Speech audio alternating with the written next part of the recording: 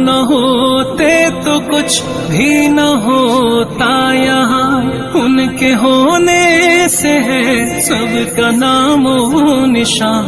ये ज़मीं आसमां ये मकान ला मकान, सारे उनके मकान, वो कहाँ मैं कहाँ,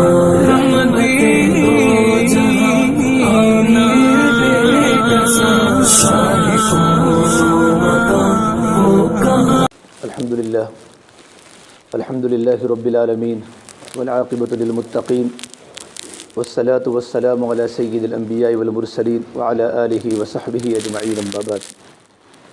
اعوذ باللہ من الشیطان الرجیم، بسم اللہ الرحمن الرحیم۔ انما یعمر مساجد اللہ من آمن باللہ والیوم الآخر واقام الصلاة وآت الزکاة ولم یخش الا اللہ۔ وقال النبی صلی اللہ تبارک و تعالی علیہ وسلم ان للمساجد اوتادا الملائکۃ جلساؤہم ان غابوا یفتقدونہم وان مریضوا اعادوہم وان كانوا فی حاجۃ اعانوہم۔ جلیس المسجد علی ثلاث خصال اخ مستفاد او کلمۃ محکمۃ او رحمۃ منتظرہ او کما قال النبی صلی اللہ تبارک و تعالی علیہ وسلم۔ میرے محترم پیارے بھائیو، اللہ تعالیٰ کا بڑا احسان و کرم ہے کہ اللہ تبارک و تعالیٰ نے ہمیں فجر کی نماز جماعت کے ساتھ پڑھنے کی توفیق عطا فرمائی۔ فرمایا اللہ کے نبی صلی اللہ تبارک و تعالی علیہ وسلم نے رکعت الفجر خیر من الدنیا وما فیہا، کہ فجر کی 2 رکعتیں دنیا اور دنیا ما فیہا سے بہتر ہیں۔ ایک انسان ساری دنیا کے خزانوں کو، کائنات کے خزانوں کو اللہ کے راستے میں خرچ کر دے، تب بھی آدمی 2 رکعت کے برابر نہیں ہو سکتا۔ یہ اللہ تعالیٰ کی بارگاہ میں فجر کی 2 رکعتوں کی فضیلت ہے۔ اور فرمایا اللہ کے نبی صلی اللہ تبارک و تعالی علیہ وسلم نے جو انسان 2 ٹھنڈی نمازوں کی پابندی کرے گا وہ جنت میں داخل ہو گیا، پکی بات، داخل ہوگا نہیں۔ من صلی البردین دخل الجنہ، رواہ البخاری، کہ جو انسان 2 ٹھنڈی نمازوں کو پڑھے گا وہ انسان جنت میں داخل ہوگا۔ ایک تو نماز فجر کی ہے اور ایک تو نماز عصر کی ہے، یہ 2 ٹھنڈی نمازیں ہیں، اور ان دونوں نمازوں میں انسان پابندی نہیں کرتا کہ عصر کی نماز انسان کے کاروبار کی نظر ہو جاتی ہے، اگر پڑھتا بھی ہے تو بے وقت پڑھتا ہے۔ جب قرآن کریم میں اللہ تعالیٰ نے ایسے لوگوں کے لیے بربادی کا اعلان کیا، فویل للمصلین الذین هم عن صلاتهم ساہون، بڑی بربادی ہے ان نماز پڑھنے والوں کے لیے جو نمازوں کو جلدی جلدی پڑھتے ہیں اور نمازوں میں غفلت برتتے ہیں۔ نماز تو پڑھتے گئے، دکان پر بیٹھے، گاہک آ گیا، چلو چلتے ہیں، اس میں 1 رکعت بھی چلی جاتی ہے، 2 رکعت بھی چلی جاتی ہے، یہاں تک کہ کبھی کبھی نماز بھی قضا ہو جاتی ہے۔ اس کے لیے قرآن کریم میں اللہ تعالیٰ نے بہت بڑی وعید کی، ان کے لیے بربادی ہو۔ اور تفسیر میں کثیر میں لکھا ہے ویل کا ترجمہ کہ ویل جہنم کی ایک وادی کا نام ہے، جہنم کی ایک وادی کا نام، جس سے روزانہ جہنم 1000 مرتبہ پناہ مانگتی ہے۔ تو یہ ان نمازیوں کو جو نمازوں میں غفلت برتتے ہیں ان کو جہنم میں ڈالا جائے گا، اس وادی میں۔ اللہ میری اور آپ کی حفاظت کرے۔ ماشاءاللہ فجر کا مجمع اچھا ہے، لیکن مکانات کے اعتبار سے بہت کم ہے۔ مزید کے طرف میں 250-300 مکانات۔ مولانا طارق جمیل صاحب دامت برکاتہ نے ایک مرتبہ ہم تائف میں ساتھ میں تھے تو فرمائی، ایک بات فرمائی کہ ہماری جماعت جا رہی تھی ایک مرتبہ برازیل کے بارڈر پر، اسرائیل کے بارڈر پر، ہم پیدل تھے تو ایک یہودی عالم سے ملاقات ہوئی۔ اس یہودی عالم نے پوچھا، مولوی صاحب تمہارے فجر میں کتنا مجمع ہوتا ہے؟ کہ ہمارے یہاں انڈیا پاکستان میں فجر میں مجمع جو ہمارا ہوتا ہے وہ 1 صف 2 صف کبھی 3 صف کا۔ جمعہ میں کتنا ہوتا ہے کہ جمعہ میں تو مسجدیں چھوٹی پڑتی ہیں، اتنا مجمع ہوتا ہے۔ تو یہودی نے کہا کہ میں نے اپنی کتاب تلمود میں پڑھا ہے، تلمود ایک کتاب ہے، اس میں لکھا ہے کہ امت محمدیہ کا مجمع جتنا فجر کی نماز میں ہوتا ہے اتنا جمعہ کی نماز میں ہو جائے گا، اللہ دنیا سے یہودیوں کو ختم کر لے گا۔ یہ فجر کی نماز پڑھنے کی فضیلت ہے۔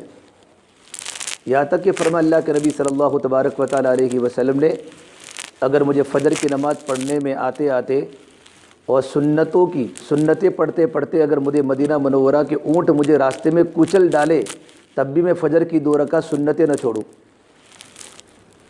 جب فجر کی 2 رکعت کی سنتوں کی اتنی بڑی اہمیت ہے تو فجر کی فرض کی کتنی اہمیت ہوگی۔ اور اللہ کے نبی صلی اللہ تبارک و تعالیٰ علیہ وسلم نے حدیث پاک میں خوشخبری سنائی ہے کہ راتوں میں اندھیروں میں چل کر مسجدوں میں آنے والوں کو خوشخبری سناؤ، بشر المشائین فی الظلم الی المساجد، اس کی خوشخبری سناؤ بالنور التام یوم القیامہ، کہ قیامت کے دن نور تام کی خوشخبری سناؤ۔ نور تام کی، نورہم یسعی بین ایدیہم و بایمانہم، انسان قیامت کے دن اس نور کے آگے دوڑے گا، نور کے پیچھے، نور اس کے داہنی طرف دوڑے گا، نور آگے دوڑے گا، اور ان نور کی روشنی میں انسان جنت کا راستہ دکھے گا۔ یہ فجر کی نماز کی پابندی کرنے والوں کو ملے گا۔ اس لیے ہمارے گھر میں تو ساتھی جلدی اٹھ جاوے، بلکہ ٹھنڈی ہے ٹھنڈی، ہمارے مولانا ابراہیم صاحب دامت برکاتہم فرماتے ہیں کہ ٹھنڈی کی موسم کی راتیں نعمت باریدہ ہے، ٹھنڈی نعمت کہ راتوں کا سونا بھی پورا ہوئے اور آدمی کو تہجد کی توفیق بھی ملے، نیند بھی مکمل ہو جاتی ہے۔ اگر آدمی 11 بجے بھی سو جاوے تو 4 بجے 4:30 کو آرام سے اٹھ سکتا ہے، نیند پوری سے 6 گھنٹے کی، اور صبح میں اٹھنا بھی ملے۔ یہ نعمت باریدہ، اس کی قدر کرنی چاہیے۔ اس کو اللہ نے قرآن میں کہا ہے تتجافى جنوبهم عن المضاجع يدعون ربهم خوفا وطمعا ومما رزقناهم ينفقون كانوا قليلا من الليل ما يهجعون وبالاسحار هم يستغفرون۔ کہا گئے وہ نوجوان اور وہ دعوت کے ساتھی کہ جن کے پہلو بستروں سے جدا رہتے ہیں رات کو۔ تتجافا کا ایک ترجمہ تفسیر بغوی میں لکھا ہے کہ وہ اپنے بستروں سے بے وفائی کرتے ہیں، ان کے بستر رات کو بے وفا بن جاتے ہیں کہ اٹھو اٹھو اب تمہیں سونے کا وقت تمہارا ختم ہو چکا۔ وہ راتوں کو بہت کم سوتے ہیں اور راتوں کو اللہ کے سامنے استغفار کرتے ہیں۔ جو لوگ ہوتے ہیں نا اللہ تعالیٰ کے نافرمان، وہ راتوں کو دیر تک جاگتے ہیں، جب تہجد کا وقت ہوتا ہے تو اللہ ان کو سلا دیتا ہے، اب تم سو جاؤ، میرے نیک بندوں کے اٹھنے کا وقت قریب ہو چکا ہے۔ اس اللہ نے صالحین کے لیے تہجد کہی، وَمِنَ اللَّيْلِ فَتَهَجَّدْ بِهِ نَافِلَةً لَكَ عَسَىٰ أَن يَبْعَثَكَ رَبُّكَ مَقَامًا مَحْمُودًا۔ نبی جی آپ راتوں میں تہجد پڑھو، یہ نماز آپ کے لیے ہم نے زائد دی ہے، نَافِلَةً لَكَ، اس کے بدلے میں آپ کو کیا ملے گا؟ آپ کو قیامت میں مقام محمود ملے گا۔ اور صحابہ کرام فرماتے ہیں صحابہ کرام پر بھی 1 سال تہجد فرض رہی۔ نوجوان بچے راتوں کو تنہائی میں اٹھے، حدیث پاک میں ہے ایک لڑکا نوجوان راتوں کو اٹھتا ہے تہجد میں اور اپنی بیوی کو بھی اٹھاتا ہے، اور بیوی کے آنکھوں میں کیا ڈالتا ہے؟ اگر وہ نہیں اٹھتی تو اس کے آنکھوں میں پانی کے قطرے ڈال کر اس کو اٹھاتا ہے۔ تو کہا دونوں کی مغفرت ہے۔ اگر بیوی اٹھ جاتی ہے اور اپنے شوہر کو کسی اور نماز پانی ڈالنے کا حکم نہیں ہے شریعت میں، لیکن تہجد کے موقع پر بیوی اپنے شوہر کی آنکھوں میں پانی کے قطرے ڈالے اور شوہر کو اٹھاوے۔ جن گھروں میں ماں باپ راتوں کو تہجد کے عادی ہو، ان گھروں کی اولادوں کا کیا حال ہوگا؟ ان گھروں میں پلنے والی اولادیں کتنی نیک ہوگی؟ اس سے بنتا ہے ماحول کہ راتوں کا رونا ہم سیکھیں۔ حضرت مولانا صاحب فرماتے رحمۃ اللہ علیہ ہمیں 2 محنتیں کرنی ہیں۔ ایک تو میں اللہ کے بندوں پر دین میں اتنی محنت کرنی ہے کہ ہم تھک جاویں، اللہ کے بندوں پر محنت کر کے ہم تھک جاویں۔ اس اللہ کے نبی صلی اللہ تبارک و تعالیٰ علیہ وسلم کی محنت تھی۔ حضرت منی بزادی فرماتے ہیں رضی اللہ تعالیٰ عنہ کہ میں نے اللہ کے نبی صلی اللہ تبارک و تعالیٰ علیہ وسلم کو زمانے جاہلیت میں دیکھا کہ آپ فجر کی نماز کے بعد نکلے مسجد سے، کہتے ہیں 2.5 گھنٹوں کی ملاقات، فجر کی نماز کا تو ملاقاتوں میں نکلے۔ اتنا بڑا نبی ہو کر ملاقاتوں میں چل رہا ہے، کائنات کا نبی، زمین و آسمان کا نبی، اتنا بڑا نبی اپنے اللہ کے بندوں کو اللہ سے جوڑنے گھر گھر جا رہے تھے، گھر گھر کی ملاقات۔ اور کیا ہوتا اللہ کے نبی کے ساتھ؟ حدیث پاک میں منی بزدی فرماتے ہیں میں نے دیکھا کہ ایک انسان اللہ کے نبی کے چہرے پر تھوکا، فمنہم من تفل فی وجہہ، نبی کے چہرے پر تھوکا ہے، نبی کے چہرے پر۔ حالانکہ اللہ نے قرآن کریم میں نبی کے چہرے کی قسم کھائی ہے، والضحیٰ، تیرے روشن چہرے کی قسم، واللیل اذا سجا، تیری سیاہ زلفوں کی قسم، ما ودعک ربک وما قلی، تیرا رب تجھے کیسے چھوڑ سکتا ہے، وللآخرۃ خیر لک من الاولی، آخرت نبی دنیا سے بہتر ہے، ولسوف یعطیک ربک فترضی، اور میرا اللہ تجھے اتنا دینے والا ہے، اتنا دینے والا ہے، نبی جی آپ راضی ہو جائیں گے۔ جو اللہ قرآن میں نبی کی جان کی قسم اٹھاتا ہو، نبی کے چہرے کی قسم اٹھاتا ہو، ایک گرگر کی ملاقات میں، بازار کی ملاقات میں لوگ نبی کے چہرے پر تھوک رہے ہیں۔ فَمِنْهُمْ مَنْ تَفَلَ فِي وَجْهِهِ وَمِنْهُمْ مَنْ حَثَى عَلَيْهِ التُّرَابَ، اور دوسرا اس نے نبی کے چہرے پر مٹی ڈالی، مٹی، اور تیسرا اس نے نبی کو گالی بولی، وَمِنْهُمْ مَنْ سَبَّهُ، گالی کس کو؟ نبی کو۔ ہم جاوے کسی کی ملاقات میں کہ کوئی ہمیں گالی بولے تو ہمارے دل پر کیا گزرتی ہے؟ میرے نبی نے گالیاں کھا کر امت میں ہدایت کی محنت کی ہے۔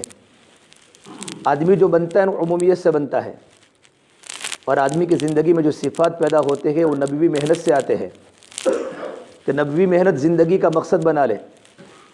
یہاں تک کہ صحابی فرماتے ہیں حتیٰ انتصف النہار، یہاں تک کہ سورج آپ کے سر کے اوپر آ گیا، 2.5 گھنٹے ہیں، فجر کے بعد کی ملاقاتوں میں چلتے چلتے زوال ہو چکا اور سورج آپ کے سر پر آ چکا، لیکن آپ کی محنت نہیں، کمی نہیں ہوئی۔ واپس آئے غمگین کی حالت میں، پریشانی کی حالت میں۔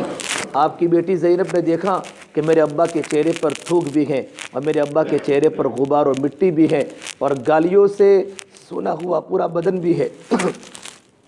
تو بیٹی رو گئی، پیالی میں پانی لے کر آئی۔ جب بیٹی کے آنکھوں میں آنسو دیکھے تو نبی بھی رو پڑے اور کہا بیٹی زینب تم مت رو، لا تخشى علی ابیک غیلۃ ولا ذلۃ، اللہ تیرے ابا کی آسمانوں پر حفاظت کر رہا ہے۔ ایک ایک اللہ کے بندے کی ہدایت کی فکر۔ ہمارا جو فجر کی نماز کا جو ہمارا مشورہ ہوتا ہے نا، یہ مشورے کو معمولی عمل مت سمجھو کہ یہ تو مزیبہ جماعت کے چند لوگوں کا کام ہے۔ اللہ کے نبی صلی اللہ تبارک و تعالیٰ علیہ وسلم نے محنت کر کے پورے مدینہ منورہ میں اتنا ماحول قائم کیا تھا کہ مدینے کے چھوٹے چھوٹے بچے اپنے ابا کے ساتھ مشورے میں شریک ہوتے تھے۔ صحابہ کا بچہ بچہ امت کے غم میں روتا تھا۔ اللہ نے پورے عالم میں کام ڈالا ہے، پورے عالم میں، اور پورے عالم میں کام کے چلنے کی بنیادی مشورہ ہے۔ مشورہ فکروں کے جوڑ کا نام۔ خالی آدمی بیٹھے نیتوں کو صحیح کر کے، اپنی ذات سے لے کر عالم کی نیتوں کو صحیح کر کے بیٹھے، کام تو ہمارے بالا نگر میں اتنا ہی ہوگا جتنی ہماری محنت ہوگی، لیکن ہماری نیتیں اگر وسیع ہوگی تو عالم میں قربانی دینے والے لاکھوں کا مجمع ہے، اور جتنی دنیا میں خیر پھیلے گی ان میں ہمارا بھی حصہ رہے گا۔ ایک دن بھی اگر ہمارا مشورہ مزیبہ جماعت کا چھوٹ گیا تو عالم میں جتنی بھی خیر پھیلے گی اس میں ہمارا حصہ نہیں رہے گا، یہ ہمارا نقصان ہوا۔ یہ مشورے کی اہمیت یہ بہت بڑی بات ہے۔ اللہ نے قرآن کریم میں مشورے کو نماز کے ساتھ بیان کیا ہے، وَأَقَامُوا الصَّلَاةَ وَأَمْرُهُمْ شُورَىٰ بَيْنَهُمْ۔ یہ صحابہ کرام کی صفت تھی، جس طرح وہ نمازوں کو پابندی کے ساتھ پڑھتے تھے اس طرح مشورے کو بھی پابندی کے ساتھ کرتے تھے۔ ہاں، عبادات کا سب سے بڑا اہم عمل رکن نماز ہے، دعوت کام کا سب سے بڑا اہم رکن مشورہ ہے۔ جس طرح نماز خشوع خضوع چاہتی ہے نا، نماز اس طرح مشورہ بھی خشوع خضوع چاہتا ہے کہ بھائی میں اور آپ نماز میں امام کے پابند ہوتے ہیں، مشورے میں اپنے ذمہ دار کے پابند بنے۔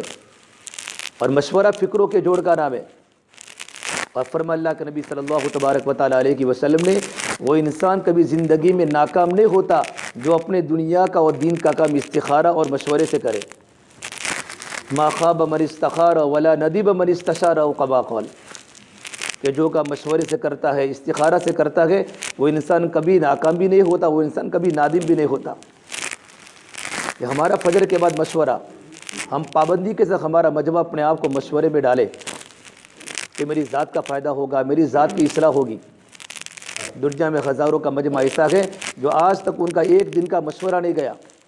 کبھی وہ سفر میں ہوتے نا، سفر میں تو سفر میں جانے کے بعد کوئی انسان ان کو مل گیا ٹرین میں تو ان کے ساتھ بیٹھ کر بھی مشورہ کر لیتے ہیں کہ بھئی ہمارے ٹرین میں کتنے مسلمان ہیں، کتنے اللہ کے بندے ہیں، ان کی ملاقات کریں۔ اس اللہ کے نبی صلی اللہ تبارک و تعالیٰ علیہ وسلم نے حضرت علی مرتضیٰ کو فرمایا، اے علی اگر تیری محنت پر ایک انسان بھی ہدایت پر آ جاوے، ہدایت پر، تو سر کا اونٹوں سے بہتر ہے۔ تو ہمارے مشورہ بہت مختصر ہو، مشورہ لمبا نہ ہو۔ لمبا مشورہ کیوں ہوتا ہے؟ جب ساتھی تقاضے پورے نہیں کرتے۔ مشورہ ہمارا مختصر ہو، کل کی کام کی کارگزاری اور آئندہ کام کے عزائم۔ جیسے ہماری مسجد کی جماعتیں بنی ہوگی اطراف کی، جماعت نمبر 1، جماعت نمبر 2، جماعت نمبر 3، جماعت نمبر 4، اس طرح آنے والی جماعتیں اپنی کارگزاری دے کہ ماشاءاللہ ہم گھر کی ملاقاتوں میں ہماری محنت ہوئی، اور ہماری بھی مشورہ کے اندر ہماری فکروں کے ساتھ بیٹھنا ہو۔ بقول مولانا ابراہیم صدی اللہ فرماتے دامت برکاتہم، ایک مشورے کے اندر بیٹھنا بغیر نیتوں کے، کہ انسان قرآن کریم کو بھی نیتوں کے ساتھ پڑھے کہ اللہ قرآن کریم ہدایت کی کتاب ہے، اللہ میں قرآن کریم کی تلاوت کرتا ہوں تو مجھے میرے حصے کی ہدایت نصیب فرما۔ تو قرآن کریم تلاوت کے وقت بھی آدمی کو اپنی ہدایت کی نیت ہو تو اللہ اس کو ہدایت دیتا ہے۔ اور دیکھو میرے بھائیو، اللہ تعالیٰ بندوں کو جو بھی دے گا وہ نیتوں کے مطابق دے گا۔ مشورے میں صرف نیت اپنے محلے کی بھی ہو، اپنے شہر کی بھی ہو، اور اپنے صوبے کی بھی ہو، اور پورے عالم میں رہنے والے انسانوں کی نیت ہو، ان کی زندگی میں اللہ تبارک و تعالیٰ کا دین حقیقت کے ساتھ کیسے آ جاوے، ان نیتوں کے ساتھ میں کیا کر سکتا ہوں بیٹھ کر۔ اسے مجھے مولا صاحب فرماتے تھے، جس طرح بھی دنیا بنانے کے لیے کرتے ہیں تدبیریں، اس طرح اپنی آخرت کی بنانے کی تدبیریں کرو۔ میری آخرت بنے، میرے محلے والوں کی آخرت بنے۔ اور پھر مشورے میں جو بھی تقاضے آئیں، ان تقاضوں کو پورا کرنا 2.5 گھنٹوں کی محنت سے۔ مشورے میں تقاضے آئیں گے عالم کے، تقاضے آئیں گے جماعتوں کے، چلے کے، اور بیمار کی عیادت کے، جنازے کے، یہ سارے کے سارے تقاضے ہمیں مشورے کے ذریعے پوری بستی میں پورے کرنے ہیں۔ یہ تو مذہبہ جماعت کا پلیٹ فارم بھائی اتنا مضبوط ہے کہ اس کی برکت سے اللہ تبارک و تعالیٰ بستی کے ہر فرد کی ملاقات کرا سکتا ہے۔ کوئی انسان رہنے آ گیا سورت سے ہمارے مسجد کے اطراف میں، کوئی آ گیا افریقہ سے، کوئی آ گیا احمد آباد سے، کوئی آ گیا پالمپور سے، ہماری کبھی ملاقات نہیں ہوگی، کہ صرف اس کا پڑوسی اس کی ملاقات کرے گا۔ لیکن مذہبہ جماعت کا پلیٹ فارم ایسا ہے کہ گھر گھر کی ملاقات سے اس کی ملاقات ہو جائے گی، کہ دنیا میں بسنے والا کوئی بھی انسان ہمارے محلے میں آ جائے گا کہ مذہبہ جماعت سے اس کا تعلق ہو جائے گا محنت کی برکت سے۔ لیکن ہمارے ساتھی میں 2.5 گھنٹوں کی پابندی کرے، 1 گھنٹہ نہیں، 1.5 گھنٹہ نہیں، بلکہ 2.5 گھنٹوں کی پابندی۔ ہم ایک ملک میں گئے، انہیں فجر کے بعد عرب سے عربوں کے سامنے بیٹھ کر مذاکرہ کر رہا تھا مقامی اعمال کا، تو ان کے سامنے میں نے 2.5 گھنٹوں کی ترغیب دے کہ ہمارا مجمع 2.5 گھنٹے پر آ جاوے۔ تو یمن کے ایک امیر ہے شیخ صالح مقبل، مجھے کان میں کر کہا، مول صاحب آپ کیسی بات کرتے ہو 2.5 گھنٹوں کی؟ یہ پورا جو مجمع بیٹھا ہوا ہے وہ 8 گھنٹے تو ایسے ہی فارغ کرتا ہے، ان کو 12 گھنٹے کی ترغیب دو، ان کو 2.5 گھنٹوں پر مت لاؤ۔ مجمع بہت بڑا مجمع مرکز پر، کہ پورا کا پورا مجمع روزانہ دن کے 8 گھنٹوں کے تو پہلے سے ہیں، ان کو 12 گھنٹوں کی ترغیب دو کہ 12 گھنٹے پر آ جاوے، کہ 12 گھنٹے اپنی دنیاوی ضرورتوں کے، سونے کے، کھانے کے، تجارت کے، اور 12 گھنٹے اللہ کے دین کے لیے فارغ کرے۔ ہم کم سے کم صرف 2.5 گھنٹوں پر تو آوے، کہ 2.5 گھنٹے گھڑی کے کاٹے کے ساتھ مجھے اللہ کے گھر کو دینے ہیں، اور اللہ کے گھر کے ذریعے مجھے گھر گھر کی ملاقاتوں پر آنا ہے۔ اور ایک ملاقات سے کتنا فائدہ ہوتا ہے انسان سوچ نہیں سکتا۔ اللہ کے نبی صلی اللہ تبارک و تعالیٰ علیہ وسلم فجر کی نماز میں اپنے صحابہ کی نگرانی فرماتے تھے، کون مسجد میں ہے کون نہیں ہے۔ حضرت عمر بن خطاب نے فجر کی نماز کے بعد سلام پھر کر دیکھا کہ سلیمان مسجد میں دکھتے نہیں، سلیمان ابن ابی حیثمہ کہ چلو ملاقات میں، اور آپ 2 کی جوڑی لے کر ملاقات، گھر گھر کی ملاقات سیرت صحابہ سے ثابت ہے۔ حضرت عمر گئے دونوں کو ملاقات میں لے کر، ساتھی کو تو پوچھا سلیمان دکھتے نہیں، گھر پر جا کر پوچھا تو ان کی اماں نے کہا پوری رات سلیمان نفل کی نماز پڑھتے رہے، پوری رات ان کو نیند لگ گئی تو فجر گھر پر پڑھ لی۔ حضرت عمر نے فرمایا بھائی اگر تمہارا بیٹا اگر پوری رات نفلیں نہ پڑھتا اور فجر کی نماز کو مسجد میں جماعت سے پڑھتا تو یہ اس کے لیے بہتر تھا۔ عمل کا بھاؤ بتایا، عمل کا بھاؤ کہ نماز کا بھاؤ کتنا بڑا ہے۔ اسے بھائی گھر گھر کی ملاقاتوں کے ذریعے اللہ کے بندوں کو اللہ سے جوڑے، جس طریقے پر ہمارے ہوتے ہیں گاؤں میں بجلی کا کنیکشن ہر گھر سے ہوتا ہے، محلے کے ہر گھر سے، ہر گھر میں بجلی جاتی ہے، اگر لائٹ چلی جائے تو پورے محلے کی لائٹ چلی جاتی ہے۔ ہمارا ہر گھر کا تعلق مسجد سے ہوگا، اخلاص مسجد کے راستے سے گھروں میں آئے گا، یا کی ساری خیر و برکت مسجد کے راستے سے گھروں کے اندر پہنچے گی۔ گھروں میں توکل بھی آئے گا، اخلاص بھی آئے گا، راتوں کا رونا بھی آئے گا۔ اس لیے ہمارے گھروں کے اندر مسجد کے راستے سے ہمارے گھروں میں محنت ہو۔ یہ ہمارا جو بیٹھنے والا جو مجمع ہے، جوان بھی ہو، بوڑھے بھی ہو، نئے بھی ہو، پرانے بھی ہو، 2.5 گھنٹہ اگر روزانہ پابندی کے ساتھ اگر فارغ کریں انشاءاللہ، تو آپ دیکھو 2.5 گھنٹوں کی برکت سے آپ کی ہر ماہانہ انشاءاللہ جماعت 4 مہینوں کی نکل سکتی ہے۔ ہم کل گئے ملاقات میں کاوی میں، اثر وہاں پڑی، تو میں نے بہت بڑی مسجد ہے، موٹی مسجد کاوی میں، پہلی صف میں 80 ساتھی ہیں۔ میں نے ان کو پوچھا فجر میں کتنے ہوتے ہیں، کہ 2 صف۔ میں نے کہا 160 ہوئے۔ مسجد کے اطراف میں کتنے مکان ہے، کہ 350۔ 350 میں بالغ مردوں کی تعداد کتنی، کہ 800۔ تو میں نے کہا 160 تمہارے فجر کے نمازی۔ 160 آدمی جو اللہ کے راستے میں نکلتا ہے کام، اس کے سامنے پوری کارگزاری ہوتی ہے۔ بھئی آپ کے فجر میں کتنا مجمع ہوتا ہے، اور آپ کے مسجد کے ایسا نہیں ہے تو مسجد چھوٹی ہے، یہ مت سمجھو کہ مسجد ہماری بھر گئی، بہت مجمع مسجد میں آ چکا۔ مسجد کے اطراف میں جتنے ہمارے مسلمانوں کے مکانات ہیں، اگر ایک مکان میں اگر 2 یا 3 بالغ مردوں کی تعداد اگر گنو تو مسجد میں ہمارا مجمع کتنا پہنچا، تو ہماری محنت کی کتنی کمزوری ہے۔ تو میں نے پوچھا تمہارے یہاں کتنی کل مسجدیں ہیں، کہ ہمارے یہاں 14 ہے۔ میں کہا کم سے کم سال میں اگر ایک مسجد کی 2 جماعت گنو تو 28 جماعتیں 4 مہینوں کی نکل سکتی ہے۔ سال کی صرف 2 گنو تو کم سے کم 2، زیادہ نہیں۔ آگے بہت سارے علاقے ہیں جو ہر مہینے 4 ماہ کی جماعت نکالتے ہیں، تو کہا مولوی صاحب پورے سال میں ایک جماعت نکالنا مشکل ہوتا ہے۔ تو جڑ کمزوری کی کون سی ہے، کہ گھر گھر کی ملاقات، کہ جب گھر گھر کی ملاقاتوں کا گھر گھر کی ملاقات اگر ہماری مضبوط ہو جائے گی، گھر گھر کی ملاقات، تو گھر گھر کی ملاقاتوں کے راستے سے ہمارا ساتھیوں کا اللہ کے راستے میں بھیجنا آسان ہو جائے گا۔ اور دیکھو گھر گھر کی ملاقات صرف جماعت میں بھیجنے کے لیے نہیں ہے، بلکہ لوگ دین پر آوے، لوگوں کا تعلق علماء سے مضبوط بنے، اور لوگ علماء کرام کی قدر کرنے والے بنے، لوگ اللہ والوں کی قدر کرنے والے بنے، اور لوگوں کا تعلق مسجد کے راستے سے اپنی زندگی کے بنانے کا ہو۔ اس طرح لوگ نمازی بنے کہ گھر کے ہر فرد کی ملاقات مکمل دین کے لانے کے لیے ہو۔ اس میں 4 بلو کی تشکیل بھی ہے، چلے کی تشکیل بھی ہے، مقامی 5 عمل کی تشکیل بھی ہے۔ کون کون تیار ہے؟ ہاں بھائی 2.5 گھنٹے فارغ کرنے کون کون تیار ہے مسجد سے؟ ماشاءاللہ۔ دیکھو گھڑی کے کاٹے کے ساتھ مجھے خدا کے گھر میں 2.5 گھنٹے دینے گے۔ آدمی اگر 2.5 گھنٹے نہ دے، کم سے کم 2 گھنٹے دے، 1 گھنٹہ دے، لیکن اپنا کچھ وقت بھائی اللہ کے دین کے لیے فارغ کرو گے اور مسجد کی آبادی کی محنت کرو گے، تو جو لوگ بھی نمازی بنیں گے، جو لوگ بھی اللہ کے دین کی طرف متوجہ ہوں گے، میں اور آپ ذریعہ بن جائیں گے، اور آخر میں مجمع کا مجمع ہمارے ساتھ اٹھے گا آخرت میں۔ ایک صحابی فرماتے ہیں کہ زمانے جاہلیت میں نے اللہ کے نبی کو دیکھا، آپ صلی اللہ تبارک و تعالیٰ علیہ وسلم ایک پہاڑ کے اوپر سے گر رہے اور نیچے اتر رہے، پہاڑ پر چڑھ رہے اور گر رہے پہاڑ پر سے، اور بارش فل چالو ہے۔ میں نے وہاں جا کر دیکھا تو کون ہے، تو وہاں جا کر معلوم پڑا کہ اللہ کے نبی صلی اللہ تبارک و تعالیٰ علیہ وسلم ہے۔ ایک پہاڑی پر بارش ہو رہی ہے، اور آپ پہاڑی پر چڑھ بھی رہے ہیں اور پھسل کر زمین پر واپس بھی آ رہے ہیں۔ کہ یا رسول اللہ اب ایسی تکلیف کیوں اٹھا رہے کہ بارش کو بند ہونے دو؟ فرمایا میرے بھائی ایک مجمع میں نے سنا ہے، ایک قبیلہ یہاں پہاڑ کے پیچھے آیا ہوا ہے اور بارش کی بنیاد پر وہ مجمع رکا ہوا ہے، میں چاہتا ہوں ان کو جا کر اللہ کے دین کی دعوت پہنچاؤں۔ اگر بارش بند ہو جائے گی یہ چلا جائے گا۔ کتنا درد و غم میرے نبی کی زندگی میں تھا کہ اللہ نے قرآن کریم میں اللہ کو کہنا پڑا فلا تذهب نفسك عليهم حسرات، اے نبی تیرے آنسو ہمیں دیکھے نہیں جاتے، اے نبی تیرا تڑپنا ہمیں دیکھا نہیں جاتا، اے نبی تیرا رونا ہمیں دیکھا نہیں جاتا۔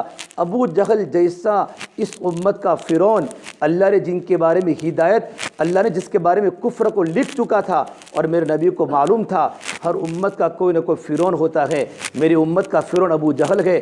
ابو جہل کے گھر پر فجر کی نماز کو اتنی بار ملاقاتوں میں گئے ہیں کہ ایک دن حدیث میں ابو جہل نے یوں کہا، اے محمد تو میرے پاس ملاقات میں بار بار مت آ، میں تیرے اللہ کو کہہ دوں گا کہ تو میرے پاس اتنی بار ملاقات میں آیا تھا۔ جس کے بارے میں ہدایت کی امید نہیں ہے، اس کے بعد میرے نبی کے اتنے قدم ہے، اتنی محنت ہے، اتنا درد و غم ہے کہ بھی اللہ تبارک و تعالیٰ کے سامنے جھکنے والا بن جائے۔ اللہ اس کو بھی ہدایت کی دولت سے مالا مال کرے۔ وہ ہمارے محلے میں کتنا مجمع نوجوانوں کا ہے جو اللہ کے دین کو بھول چکا ہے، جو اللہ کو بھول چکا ہے، مسلمان تو ہے لیکن نبی کی زندگی اس کی زندگی سے ختم ہو چکی ہے، وہ یورپ کا کلچر کا عادی بن چکا ہے، اس کے پور کا گھر کا معاشرہ فسادی بن چکا ہے۔ بھائی میری اور آپ کی ذمہ داری ہے اللہ کے بندوں سے ملاقات کریں، ان کے پاس ہم جاوے، فقیروں کی ملاقات کرے، جھونپڑی میں رہنے والے مسلمانوں کی ملاقات کریں، ان کے گھروں پر جاوے، ان سے قریب ہو جاوے۔ دیکھو ہر مسلمان عزت چاہتا ہے، عزت ان کے پاس بیٹھ کر گھنٹوں گھنٹوں اللہ کی بڑائی بیان کرو، اللہ کی طاقت کو بیان کرو، مجمع ہمارے پاس آئے گا۔ ہمارے گاؤں میں ایک فقیر ہے، فقیر ایک ساتھی کہتا ہے فقیر میرے گھر پر آئے، میں نے اس کو سوال پورا کیا، پھر میں اس کو لے کر بیٹھا ملاقات میں کہ بھائی آپ اللہ کے بندے، اللہ کے نبی کی امتی ہیں اور ہماری ذمہ داری بنتی ہے، اور میرے نبی نے فرمایا اگر انسان جوان ہو، طاقت ہو، اس کو سوال نہیں کرنا چاہیے بلکہ اس کو مزدوری کرنی چاہیے۔ یوں کر کے اللہ کے نبی کی باتیں بطور محبت کے اس کو بتائی، تو کہا یہ میری زندگی میں کیسے آئے گا کہ اب ایک مرتبہ 3 دن اللہ کے راستے میں میرے ساتھ لگا دو۔ حالانکہ آنے والا فقیر تھا، تو اس نے 3 دن اس کے ساتھ اللہ کے راستے میں لگائے۔ آج وہ اپنی مسجد کا ذمہ دار ساتھی ہے۔ ایک فقیر کی زندگی میں دین آئے گا، وہ سارے اپنے کے سرکل کے لوگوں کو اللہ کی دین کی دعوت دے گا اور سارا مجمع اس کی طرف، دین کی طرف پلٹے گا۔ اللہ کے نبی صلی اللہ تبارک و تعالی محنت کا انداز عجیب ہے۔ آپ مسجد نبوی میں ہیں، مکہ المکرمہ میں، اور طفیل ابن عمر دوسی آئے مکہ بیت اللہ میں، اور طفیل ابن عمر دوسی رضی اللہ تعالیٰ عنہ زمانے جاہلیت میں بڑے عرب کے سردار تھے، اور لوگوں نے کہا اس نبی کی بات کو مت سننا، اگر تم نبی کی بات کو سنو گے تم پر جادو ہو جائے گا، ایمان قبول کر لو گے۔ مشہور واقعے میں اندر سے ایک بات بتانا چاہتا ہوں۔ کاروں میں روئی ڈالی، اور روح ڈالنے کے بعد آئے مکہ میں، اپنا کام پورا کیا۔ جب بیت اللہ میں آئے تو وہاں دیکھا کہ اللہ کے نبی مسجد میں نماز پڑھ رہے ہیں، تو دل میں بات پیدا ہوئی میں تو مکہ کا تاجر ہوں اور میں تو عقلمند ہوں، شاعر ہوں، اگر بات صحیح ہوگی تو ٹھیک ہے، اگر صحیح نہیں ہوگی تو میں ان کی بات نہیں مانوں گا۔ یوں کر کے روئی کو نکال دی، اور اللہ کے نبی صلی اللہ تبارک وسلم نماز پڑھ رہے تھے اور اب اس آیت کو پڑھ رہے تھے، طٰہٰ ما انزلنا علیک القرآن لتشقیٰ الا تذکرۃ لمن یخشیٰ۔ بھائیو کبھی قرآن کو بھی محبت کی نگاہ سے پڑھا کرو۔ قرآن جو انسان کے سینوں کے اندر ہدایت کو بھر دیتا ہے، انسان کے دلوں کے دروازے کھول دیتا ہے۔ بھائیو آج گھر گھر بجلی کے قمقموں سے روشن ہے، پر دل کالی رات سے زیادہ تاریک ہے۔ مصنوعی کہے گونجتے ہیں، پر دل خون کے آنسو روتا ہے۔ چہرے ان کے چمکتے ہیں، پر دل کے اندر ویرانی ہے۔ لباس ان کے زرق برق ہے، پر دل کے اندر خاک آلود ہے۔ اوپر تو رنگوں کی بہار ہے اور اندر تو ویرانوں کے راج ہیں۔ اوپر تو خوشیوں کے سامان ہیں اور اندر تو بربادیوں کے گیت ہے۔ اوپر سے خوشحال اندر سے بدحال، یہ کیوں ہو رہا ہے کہ دل قرآن کی محبت سے خالی ہو چکا ہے۔ ہمارے دل میں قرآن کا نغمہ طاری ہو، انسان میوزک سن کر اپنے آپ کو بھول جاتا ہے۔ ہزاروں نوجوانوں کا مجمع راتوں کے اندر کانوں میں انگلیاں ڈال ڈال کے اور فون کی گھنٹی ڈال ڈال کے پوری رات میوزک سنتے ہیں، اللہ کی نافرمانی کی باتیں سنتے ہیں، نہ بیوی کی بات ماننے کو تیار، نہ ماں باپ کی باتوں کو ماننے کو تیار، کیوں دل میں اس کی لذت آ چکی ہے۔ کاش ہم قرآن کریم کو پڑھنے والے بنے تو گھنٹوں گھنٹوں ہم قرآن کریم کی دولت سے سیراب نہ ہوئے۔ غزالی فرماتے ہیں جب میرے دل کی تمنا ہوتی ہے کہ میں اللہ سے باتیں کروں تو میں نماز پڑھتا ہوں، کہ نماز میں بندہ اللہ سے باتیں کرتا ہے۔ المصلی یناجی ربہ، نماز پڑھنے والا اپنے پروردگار سے باتیں کرتا ہے۔ لیکن جب دل میں بات کی تمنا ہوتی ہے کہ میرا اللہ مجھ سے بات کرے تو میں قرآن پڑھتا ہوں، کہ قرآن میں میرا اللہ مجھ سے ڈائریکٹ بات کرتا ہے۔ تو طفیل عمر نے جب قرآن سنا تو وہی دہک، اور پڑھنے والے کون؟ پیارے نبی صلی اللہ تبارک و تعالی علیہ وسلم ہے۔ اب میرے آقا قرآن پڑھتے تو کھڑے ہو گئے کہ یا رسول یا محمد اب ایک قرآن دوبارہ پڑھیے، تو آپ نے دوبارہ یہ پڑھا الحمدللہ نحمدہ ونستعینہ ونستغفرہ ونؤمن بہ ونتوکل علیہ۔ بھائی کیا قرآن، کیا خطبہ ہے، اس میں اللہ کی تعریف اور اللہ کی ثنا کے بیان ہے۔ طفیل ابن عمر دوسی نے وہاں اسلام قبول کر لیا، اور میرے نبی کا سینہ وہ سینہ تھا اور وہ دل تھا۔ جب کوئی انسان اسلام قبول کر لیتا تھا، اللہ کے نبی کی ساری فکریں اس صحابی کے اندر منتقل ہو جاتی تھی کہ یا رسول اللہ مجھے اپنی قوم میں بھیجو، میں وہاں جا کر اللہ کے بندوں کو اللہ سے جوڑوں۔ گئے قبیلے دوست میں، اور چونکہ تربیت نہیں ہوئی تھی، وقت نہیں لگایا تھا میرے نبی کے ساتھ، تو وہاں جا کر اپنی سرداری کا اعلان کیا، دیکھو میں تمہاری قوم کا سردار ہوں۔ مکہ گئے تجارت کے لیے، میں نے اللہ کے نبی سے ملاقات کی ہے، تم سب کے سب ایمان قبول کر لو۔ کہا تیری ایک بات نہیں مانیں گے۔ کام تقریروں سے تھوڑا ہوتا ہے، کام تو مجاہدے سے ہوتا ہے، کام تو قربانی سے ہوتا ہے، کام تو رونے دھونے سے ہوتا ہے۔ طفیل ابن عمر دوسی سمجھے میں تو قوم کا سردار، قوم کا بڑا، لوگ میری باتوں کو تسلیم کرتے، میری بات مان لیں گے۔ قوم نے ان کی بات کا انکار کر دیا۔ تو آئے دوبارہ مدینہ منورہ، اللہ کے نبی کی خدمت، یا رسول اللہ میرے قبیلے کے لیے آپ بد دعا کیجئے، قبیلے دوست کے لیے، میری بات نہیں مانتا۔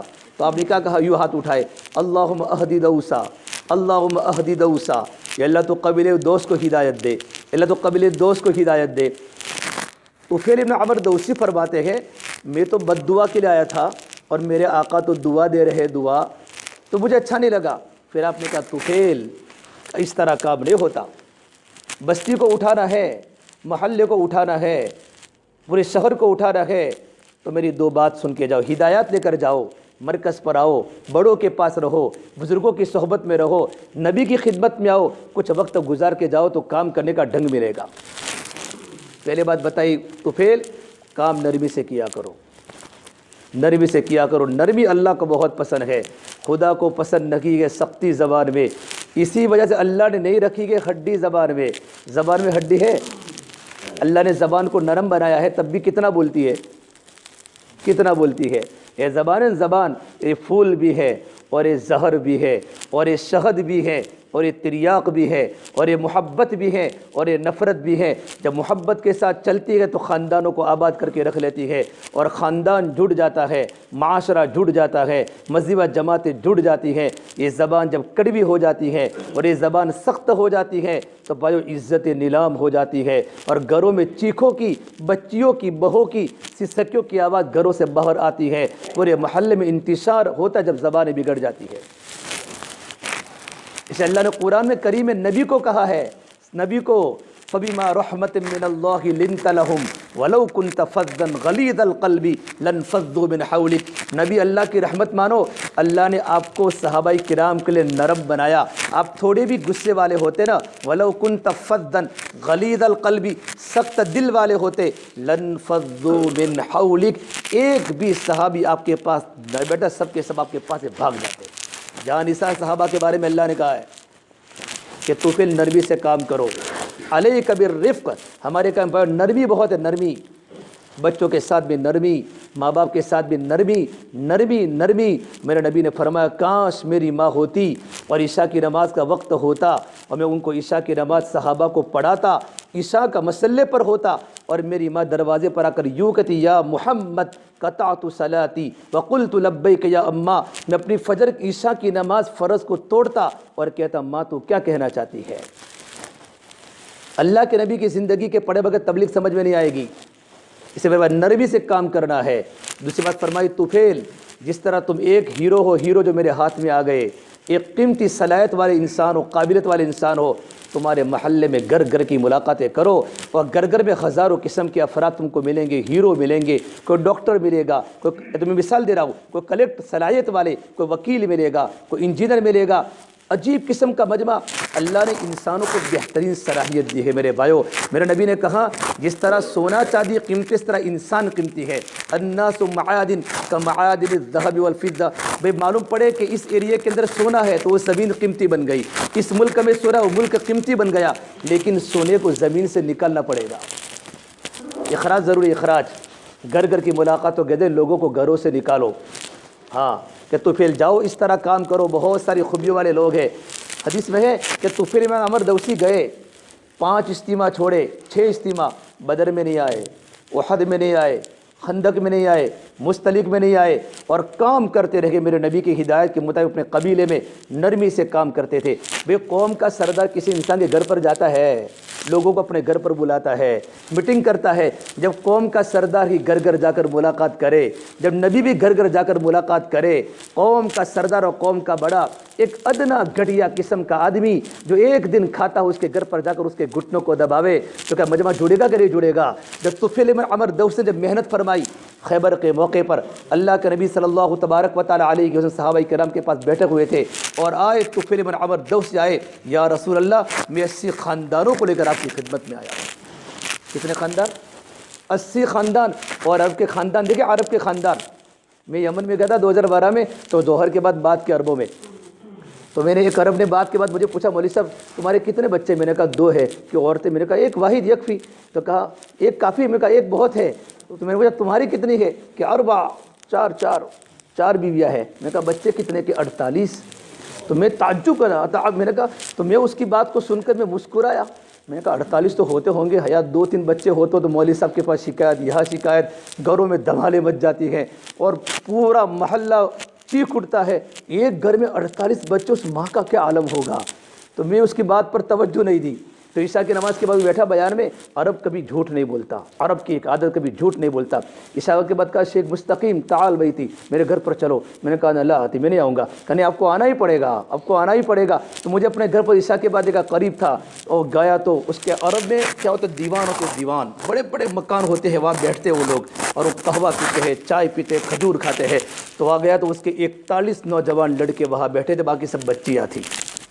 یہ سب میری اولاد ہے. ہادہ شرطی, یہ پولیس والا ہے. ہادہ عسکری, یہ آرمی ہے. ہادہ مہندس, یہ انجینئر ہے. ہادہ طبیب, ڈاکٹر ہے. ہادہ فاضل عالم ہے. کیوں کر کے سب کا تعارف کراتا رہا. میں نے کہا ان سب کو اللہ, میں نے کہا ایک جماعت ہمیں دے دو, 41 میں سے خالی 11 ہمیں دے دو تاکہ ان کو اللہ کے راستے میں بیچ دے یمن میں اور ان کا چلہ لگ جاوے. تو سب لڑکے ہنسنے لگے. تو طفیل ابن عمر دوسی 80 خاندانوں کے لوگ حضور کی خدمت میں, یا رسول اللہ یہ آپ کی محنت ہے اور آپ کی ہدایات کی برکت ہے. آپ نے جیسا کہا ویسے میں نے کام کیا ہے. یہ کام کا نہج ہے, کام کا نہج.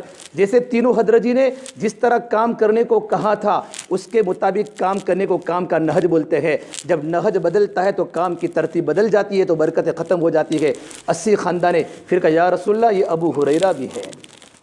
ابو ہریرہ کو حضور کے سامنے پیش کیا. ابو ہریرہ کون ہے؟ ابو ہریرہ دنیا میں جتنے بڑے بڑے علماء ہیں نا, علماء, یہ جب تک ابو ہریرہ کی روایت کو نہ پڑھے تب تک وہ محدث نہیں بن سکتا, وہ عالم نہیں بن سکتا. اس میں علماء کرام کو اکثر بیانوں میں کہتا ہوں, بھائی ہم تو تبلیغ والوں کی برکت سے عالم بنے ہیں. طفیل ابن عمر دوسی تبلیغی تھے, وہ عالم تو نہیں تھے, ان کی برکت سے بنے ابو ہریرہ عالم, اور اتنے بڑے عالم دین بنے اور اتنے بڑے محدث اعظم بنے کہ سب سے زیادہ تمام صحابہ کرام میں حدیثوں کو بیان کرنے والے ابو ہریرہ ہے. اور 24 گھنٹے میرے نبی کی خدمت میں ہوتے تھے. اللہ کے نبی کی مجلس لکھتے تھے, آپ کی باتوں کو سنتے تھے. ان کا نام ابو ہریرہ نہیں ہے, ان کا نام تو عبداللہ ہے, یا ایک روایت عبد الرحمن ہے. ابو ہریرہ کہتے بلی کا بچہ. وہ بلی کے بچوں سے بہت محبت کا, جب نماز میں فجر میں تو بلی کے بچوں کو لے کر آوے, اور ان کی بہت بڑی تھی آستین, تو آستین میں بلی کے بچے کو رکھے. ایک بار حضور کی خدمت میں بیٹھے ہوئے تھے اور بلی کا بچہ اندر سے بھاگا مجلس میں سے. تو آپ نے کہا یا ابا ہریرہ, اے بلی کے بچے کے باپ کیا کر رکھے ہو؟ تب سے ان کا نام ہو گیا ابو ہریرہ. لوگ ان کے نام کو بھی بھول گئے, اتنے بڑے محدث بنے نرمی کی برکت سے. تو میرے بھائیو, ہم اپنے مزاجوں میں نرمی لاوے, اور گھر گھر کی ملاقاتوں کے ذریعے ایک ایک انسان کی ملاقات کر پھر دیکھنا تمہارا محلے کا نوجوان لڑکا مسجد کا ذمہ دار بنے گا, اپنے اولادوں کو عالم دین بنائے گا, اپنے اولادوں کو حافظ قرآن بنائے گا, اس کے سرکل میں دین آئے گا. اسے بھائی ارادہ کرو انشاءاللہ کہ ہم روزانہ 24 گھنٹوں میں سے کچھ وقت اللہ کے دین کے لیے فارغ کریں گے انشاءاللہ. اس کے لیے میرے بھائیو, اس کے ساتھ ساتھ ہمارے ہفتہ وار جو گشت ہوتا ہے, ہمارا جو کل کا دن تھا, بات ختم کرتا ہوں, ہمارا جو مسجد کا جو گشت ہوتا ہے, اس گشت کے بھی ساتھی پابندی کرے. یہ تو ریڑھ کی ہڈی کی طرح ہے, اس کو معمولی مت سمجھو. دعوت کے کسی عمل کو ہلکا مت سمجھو, اس کام کو عظمت کے ساتھ ہو. پہلے زمانے میں, بلکہ ابھی شروع میں ہمارے بزرگوں کے ٹائم پر جب گشت کا ہوتا نا, گشت کا دن, تو لوگ اس دن روزہ رکھتے تھے. آج ہمارے گشت کا دن ہے, اپنے آپ کو کبیرہ گناہوں سے بچاتے تھے. اور فجر کے بعد سے پوری بستی میں دعوت چلتی تھی. عورتوں کو معلوم ہوتا آج ہمارے ابو گھر پر نہیں آئیں گے, ہمارے شوہر گھر پر نہیں آئیں گے. بچوں کو معلوم تھا آج ہمارے ابو گھر پر, اس لیے کہ آج ہماری مسجد کے گشت کا دن ہے. آج ہمارے گھروں کے آگے جماعتیں آئے گی, بچے دیکھنے کے لیے کھڑے ہوتے تھے. آج مسجد سے ایمان والے ہمارے ابو کی ملاقات میں آئیں گے, ہماری شوہر کی ملاقات میں آئیں گے, ہماری اولادوں کی ملاقات میں آئیں گے. ایک ماحول بھائی ہوتا تھا گشت کی برکت کا. کل گشت میں ہماری جماعت یہاں موجود تھی. اتنا سارا مجمع اگر گشت میں ہو جائے, کتنی جماعتیں بنے بھائی؟ ساتھی ارادہ کرتے ہو ماشاءاللہ, تو ہم ارادہ کریں کہ ہم اپنی مسجد کا گشت پابندی کے ساتھ مکمل 2 نمازوں کا وقت فارغ کریں گے. ساتھی بھائی عشاء کی نماز کے بعد ہی کھاوے, عشاء کی نماز کے پہلے اگر ہم نے کھا لیا, اگر وقت ملا تو بھی وہ گشت کی برکات ختم ہو جائے گی. اور بھائی دوسرے گشت کی ہم پابندی, یہی ہمارے بڑے فرماتے ہیں, دور دور غیر معروف بستیوں میں جا کر بھائیو, جس طرح دیہات والے ہمارے شہر سے اپنی دنیا کی ضرورتوں کو پوری کرتے ہیں, اس طرح ان کی دین کی ضرورتیں ہمارے شہر سے پوری ہو. جتنی دنیا میں بڑی مسجدیں بنی افریقہ کے ماحول میں, یہ ساری کی ساری مسجدیں دوسرے گشت کی برکت سے بنی ہے. اور میرے بھائی, ایک مسجد کی تعلیم ہے, مسجد کی تعلیم کو پابندی کے ساتھ بیٹھنا, اللہ کے نبی کی باتوں کو سننا, اللہ تعالیٰ کی باتوں کو سننا, احادیث کو سننا, بس دل کے اندر نورانیت پیدا ہو جاتی ہے. ہمارے مولانا منظور نعمانی فرماتے تھے, مسجد کی تعلیم اس طریقے پر سنو جس طرح بیمار ڈاکٹر کی بات کو سنتا ہے. کس کی سنتا ہے بھائی؟ یہ سب میڈیکل کے ڈاکٹر بیٹھے ہوئے ہیں, ان کو پوچھا جب آتا ہے پیشنٹ تو لکھتا ہے ڈاکٹر صاحب گولی, صبح گولی, کھانے کے پہلے, کھانے کے بعد, تو بار بار پوچھتا ہے سر یہ گولی کھانے کے پہلے کھانے کی کہ کھانے کے بعد کھانے کی، کھانے کے بعد کب کھانے کی، کیوں؟ اس کو معلوم ہے کہ ڈاکٹر کی بات مانوں گا تو اس میں میری صحت بھی ہے، میرا جسمانی فائدہ بھی ہے۔ اللہ کی باتوں میں، اللہ کے نبی کی باتوں میں اور بزرگوں کی باتوں میں ہماری روحانی شفا ہے، ہمارا دل منور ہوگا۔ اور بھائی میری خاص بات یہ ہے کہ اپنے گھروں میں تعلیم کے حلقے کو زندہ کرو۔ آج جو گھر میں جو موبائل کی جو غلط قسم جو آئی ہے، ایک گھر میں دین کی موبائل کا رکھنا کوئی گناہ نہیں، جائز ہے۔ موبائل کا غلط استعمال نوجوان بھائی ہمارے ہاتھ سے نکل چکے ہیں، ہماری بیٹیاں ہمارے ہاتھوں سے نکل چکی ہیں، گھروں کی مائیں بھی پریشان ہے، 24 گھنٹے گھر کا بچہ گناہوں میں ملوث ہو چکا ہے۔ اللہ کی رحمتیں کیسے آئے گی؟ فرشتے گھروں میں کیسے آئیں گے؟ مولانا عمر صاحب پالم پوری فرماتے تھے اگر تم نے گھروں میں تعلیم کے حلقے زندہ نہ کیے، تمہارے گھروں میں وہ کام ہوں گے جو یہود و نصارہ کے مکانوں میں ہوتے ہیں۔ اور یہ فرماتے تھے اگر تم نے گھروں میں تعلیم کے حلقے زندہ نہ کیے تو تم گھروں میں رہتے ہوئے بھی بے گھر ہو جاؤ گے۔ باپ تو دین کی محنت میں ہوگا، باپ تو تبلیغ میں ہوگا، لیکن بیٹے چوراہوں پر بیٹھے ہوں گے اور موبائل کو دیکھتے ہوں گے۔ اس لیے میرے بھائیو اپنے گھروں میں تعلیم کے حلقے زندہ کرو۔ تعلیم کی برکت سے ہمارے بچوں میں ایمانی صفات پیدا ہوں گے، ہمارے بچوں کے اندر غیر محسوس طریقے سے عمل کا شوق پیدا ہوگا۔ حیات الصحابہ پڑھو، صحابہ کے نوجوانوں کی زندگیاں پڑھو، صحابہ کی عورتوں کی زندگیاں پڑھو، نماز کی فضائل پڑھو، ذکر کے فضائل پڑھو، اللہ کے راستے میں نکلنے کے فضائل پڑھو، حقوق پڑھو، غریب کا کیا حق ہوتا ہے۔ تو بچہ کہے گا ابھی آج ہمارے پڑوس میں لوگوں نے کھانا نہیں کھایا، ایک فقیر آیا ہے۔ چھوٹے چھوٹے بچوں میں غربت کے بارے میں ندامت ہوگی کہ غربت کیا چیز ہوتی ہے، غریبوں کا حق کیسے ادا کیا جاتا ہے، ماں باپ کی خدمت کیا ہوتی ہے، بھائی بہنوں کی خدمت کیا ہوتی ہے، رشتہ داروں کے حقوق کیا ہوتے ہیں۔ بس صدقہ کی کتاب ہمارے گھروں میں پڑھا کرو کہ دیکھو اللہ تعالیٰ کیسے گھروں میں اللہ پاک برکتوں کو ڈالتا ہے۔ ہمارے دارالعلوم دیوبند کے شیخ الحدیث مفتی سعید صاحب پالم پوری دامن فرماتے ہیں آج گھروں میں جو جھگڑے ہوتے ہیں، جھگڑے اس کی 2 بنیادی وجہ ہے۔ ایک تو گھروں میں جھگڑے کی وجہ اور پریشانیوں کی وجہ کہ گھر میں جاؤ تو بچے بھی نافرمان ہو چکے، بیوی نافرمان ہو چکی اور گھر جہنم کدہ بن چکا ہے، اس لیے کہ ہمارے گھروں میں شیاطین آ چکے ہیں۔ ایک تو ہمارے گھروں میں ہوتا ہے ٹوائلٹ، بھئی پہلے ٹوائلٹ تو باہر ہوتا تھا کہ شہر میں مکان چھوٹے ہوتے گھر میں ٹوائلٹ، لیکن ٹوائلٹ میں گندگی ہوتی ہے۔ بھئی ٹوائلٹ میں کون رہتا ہے؟ حدیث میں شیاطین جنات رہتے ہیں، ہم دعا پڑھتے ہیں اللہم انی اعوذ بک من الخبث والخبائث، یا اللہ میں تیری پناہ مانگتا ہوں ناپاک جنات مردوں سے، ناپاک جنات عورتوں سے۔ تو بیت الخلاء میں تو وہ رہتے ہیں، اور جب انسان بیت الخلاء میں گندگی ہوتی ہے، اگر صفائی نہیں ہوتی، بچے کے ناپاک کپڑے اگر اس میں پڑے رہتے ہیں، ہمارے ناپاک کپڑے اگر اس میں پڑے رہتے ہیں تو ملائکہ گھروں سے نکل جاتے ہیں، شیاطینوں کا ڈیرا ہمارے گھروں میں آ جاتا ہے، پھر شیاطین گھروں میں جھگڑا کراتے ہیں، شوہر کے دل میں بھی نفرت ڈالتے ہیں بیوی کی، اور بیوی کے دل میں نفرت ڈالتے ہیں شوہر کی، پھر پورا گھر میرے بعد تہس نہس ہو جاتا ہے، اور چھوٹی چھوٹی باتوں پر عزت نیلام ہو جاتی ہے۔ سے اللہ کے واسطے اپنے گھروں میں میرے بھائی پاکی رکھو، ہمارے گھر میں صفائی بھی ہو اور پاکی بھی ہو۔ نمبر 2 فرمایا گھروں میں قرآن کریم کے حلقے اور تعلیم کے حلقے۔ جب گھر میں قرآن کریم انفرادی پڑھا جائے گا، قرآن کریم گھروں میں قرآن کریم کی تلاوت ہوگی، ماں بھی قرآن پڑھتی ہو اور باپ بھی قرآن پڑھتا ہو فجر کی نماز کے بعد، تو بچے بیٹھے رہیں گے، بچے بھی قرآن پڑھیں گے۔ گھر میں قرآن کے حلقے اجتماعی نہیں لگانا، قرآن کے حلقے انفرادی لگانا، اب اجتماعی تعلیم کیا کرو، ماں بھی بیٹھی ہو، باپ بھی بیٹھا ہو، شوہر بھی ہو، بیوی بھی ہو، گھر کے بچے بھی ہو، صحابہ کے واقعہ سنایا جا رہے پر بھائیو گھر کا ماحول آٹومیٹک غیر محسوس طریقے سے دینداری والا بنے گا۔ کون ارادہ کرتا ہے انشاءاللہ؟ جن کے گھروں میں تعلیم ہو رہی ہے وہ تعلیم کو پابندی کے ساتھ کرے اور اپنی شرکت کے ساتھ میری خود کی بھی شرکت ہو، اور تعلیم باری باری ہو، کبھی میں تعلیم کروں، کبھی میری بیوی کرے۔ ماشاءاللہ ہمارے بھروچ کے علاقے میں اچھی تعلیم ہوتی ہے پڑھانے کی، ہمارے بچے کتاب پڑھ سکتے ہیں، ہماری بچے کتاب پڑھ سکتے ہیں، اردو نہ ہو تو گجراتی میں کتاب ملتی ہے، لیکن باری باری گھر میں تعلیم اس لیے ہو اگر ہم اللہ کے راستے میں چلے میں چلے گئے، اگر ہم ہی تعلیم کرتے رہے تو ہمارے جانے بعد تعلیم بند ہو جائے گی، اور تعلیم 6 صفات کے مذاکرے کے ساتھ ہو۔ مولانا عمر صاحب پالم پوری فرماتے تھے اگر ہمارے گھروں میں 6 صفات کے ساتھ اگر ہمارے گھروں میں تعلیم ہوتی رہے انشاءاللہ تو غیر محسوس طریقے سے ہمارے گھر کے ہر بچے کا مزاج دعوت والا بنے گا، دعوت والا مزاج بنے گا۔ اسے بھائی پابندی کرو کہ ہمارے گھروں میں تعلیم کے حلقے زندہ ہو، کتاب نہ ہو تو کتاب جلدی سے لا دو، آپ اس کے برکات دیکھو گے، اس کی خیر دیکھو گے، اس کی بھلائی آپ اپنے بچوں میں دیکھو گے، آپ کے بچے نمازی بنیں گے، آپ کے بچے ماں باپ کے فرما بردار بنیں گے۔ بس تعلیم کا ایک نور ہوتا ہے، علم کا ایک نور ہوتا ہے، دین کا ایک نور ہوتا ہے، اور میرے بھائی بزرگوں اس کے علاوہ کیا کرنا ہے، ہمیں ہر مہینے کے 3 دن اللہ کے راستے میں فارغ کرنے ہیں۔ ہاں 3 دن 1 دن کا اجر 10 دن کے برابر ہے۔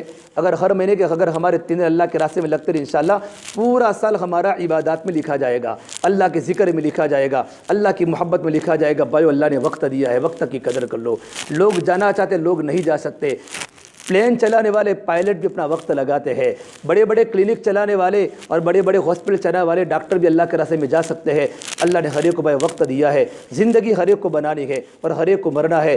3 دن لگاتے رہیں گے، اللہ آگے کی توفیق دے گا، چلے کی توفیق دے گا، 4 مہینوں کی توفیق دے گا۔ میں ہمارا مجمع ہر سال کے 4 مہینوں کی پابندی کر کے میں ہر سال اللہ کے راستے میں 4 مہینے لگاؤں۔ اگر اتنا نہ ہو سکے کم سے کم 3 سال میں ہمارے 3 مرتبہ 4 مہینے لگ جاوے، ہماری بھی قربانی کی مقدار کو بڑھاتا رہنا ہے اور اپنے کو اور اپنے کیے ہوئے کام کو کمتر سمجھ کر اللہ کے سامنے میرے بھائیو معافی مانگنی ہے۔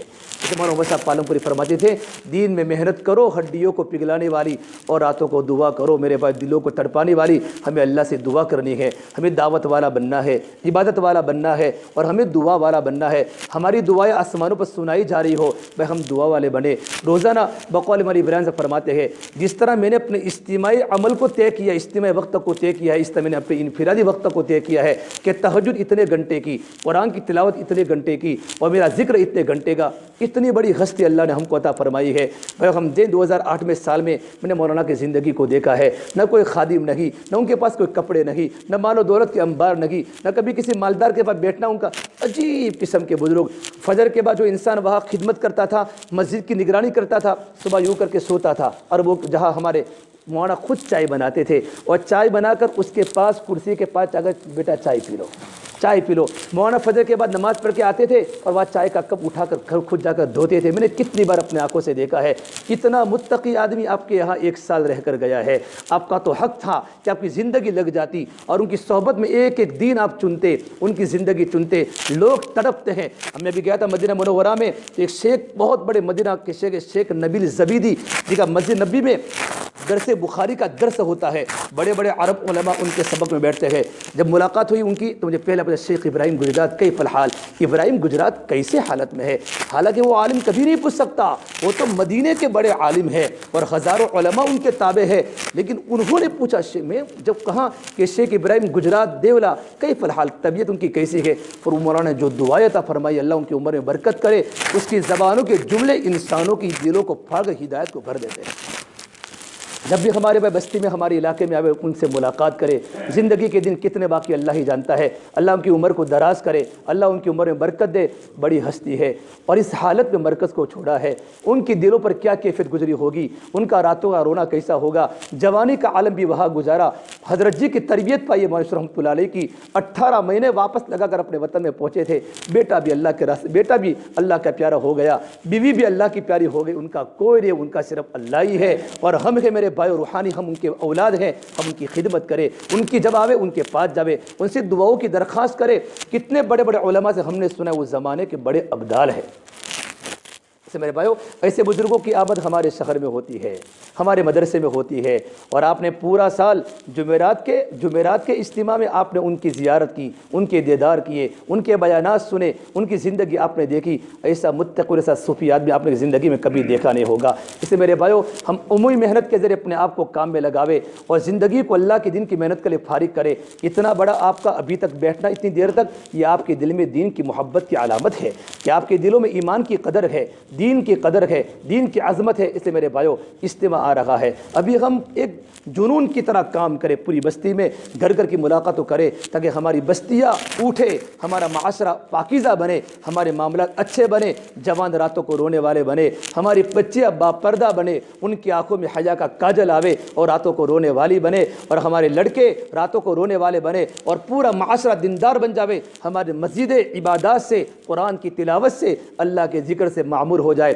بھئی ہمیں محنت کرنی ہے، ہم محنت کر کے دنیا سے چلے جاویں گے۔ اسے مولانا عمر صاحب پالم پور ایک شعر پڑھا کرتے تھے، بلند اپنے اخلاق کرتا چلا جا، زمانے کے دلوں میں اترتا چلا جا، ادھر زخم پہ زخم کھاتا چلا جا، ادھر سارے عالم پہ چھاتا چلا جا، دنیا تجھ کو یاد کر کر کے روبے تو دنیا سے مسکراتا چلا جا۔ تیری قربانی کو دیکھ کر لوگ آنکھوں سے آنسو بہاتے ہیں۔ ابراہیم صاحب دیولا دنیا میں حیات ہیں، فیجی کے پہاڑوں کو جا کر پوچھو، ابراہیم گجرات کو جانتے ہیں۔ آسٹریلیا کے مرگزارے میں جا کر پوچھو، ابراہیم گجرات کو جانتے ہیں۔ عرب کے ریگستانوں میں جا کر پوچھو، شیخ ابراہیم گجرات کو جانتے ہیں۔ فلسطین کے پہاڑوں میں جا کر پوچھو، شیخ ابراہیم گجراتی کو جانتے ہیں۔ کیوں؟ ان کی قربانی وہاں لگی ہے، ان کی فکریں وہاں پہنچی ہے، اللہ نے ان کی دلوں میں اللہ نے محبتیں ڈال دی ہے۔ اسے میرے بھائی ہم بھی محنت کریں، ہم بھی اللہ سے مانگے، اپنی پکی مسجد کا نام مسجد نہیں ہے، اعمال کا نام مسجد ہے۔ مسجد کو اعمال سے بناؤ، علماء کی قدر کرو، اہل علم کی قدر کرو، علماء کی صحبت میں جاؤ، علماء کو حقیر مت سمجھو، صالحین کی صحبت میں جاؤ، اللہ والوں کی صحبت میں جاؤ، ہمارے پرانوں کی قدر کرو، ہمارے پرانوں کی قدر کرو۔ ایک دن اگر ہم سے پہلے لگا ہے، پہلے اس کی قدر کرو۔ ترجمے سے فرماتے میں ایک مرتبہ حضرت جی کے پاس گیا اور میں نے بلوچستان کی کارگزاری سنے، حضرت وہاں کام ایسا ہے، وہاں کام ایسا، وہاں کام ایسا ہے۔ تو میں خان صاحب مکی نے فرمایا، اے طارق اپنی زبان کو بند کر لے، اپنے لبوں کو سیلے، لبوں کو سیلے۔ 1972 سے لے کر آج تک میں نے کبھی کسی کی شکایت نہیں کی ہے، اور میں نے اپنے دل میں وہ لذت پائی ہے کہ میں اس کا ذائقہ کبھی بیان نہیں کر سکتا۔ بھائیو، ہمارے ہاں صبر کے کھانے ہیں، شکایتوں کے کھانے نہیں ہیں۔ ہم کسی کی شکایت نہ کریں۔